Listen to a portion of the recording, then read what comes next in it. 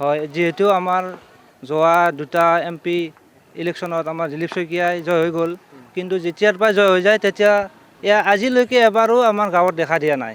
দেখা দিয়া নাই মানে গোৰেশ্বৰ এৰিয়াত নাহে বুলি ক'ব পাৰি।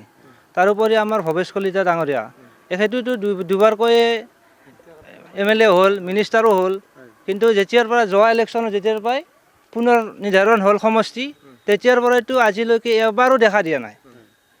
যিহেতু এইবাৰ গোৰেশ্বৰ সমষ্টি নতুন, তথাপি সেইকাৰণে আমি এইবাৰ আমাৰ পবিত্ৰ কুমাৰ বড়োক আমাৰ ৰাইজৰ ফালৰ পৰা বিচাৰিছে আৰু বিপুল সঁহাৰি জনাইছেও।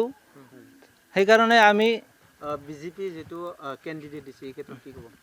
হয়, বিজেপি যিহেতু কেণ্ডিডেট দিছে আমাৰ বাহিৰৰ, আমাৰ গোৰেশ্বৰ সমষ্টিৰ ভিতৰতো বহুত কেণ্ডিডেট আছিল এনেকুৱা বিচৰা, লোকেল আছিল আৰু যিহেতু যোগ্য প্ৰাৰ্থীও আছিল বহুতখিনি, তথাপিও বিজেপি চৰকাৰে বাহিৰৰ পৰা কেণ্ডিডেট আনিছে। আকৌ হ'বলৈ গৈ আছে নেকি? যেনেকুৱা 5টা বছৰত হৈছিলে যে গোৰেশ্বৰ সমষ্টিত, এনেকুৱা হ'বলৈ গৈ আছে নেকি?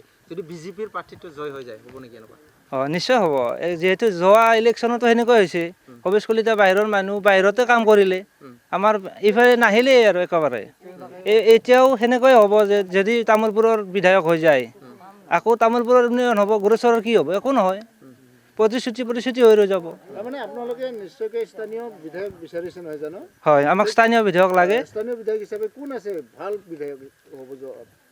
স্থানীয় বিধায়ক হিচাপে আমাৰ UPPLৰ প্ৰাৰ্থী পবিত্ৰ কুমাৰ বড়োৱে আছে, যিহেতু যোৱা দুবাৰ তেখেতে MCLA হিচাপে কাম কৰিছে, বহুতো উন্নয়ন হৈছে, সেইকাৰণে আমি তেখেতকে বিচাৰিছোঁ এইবাৰো। ঠিক আছে।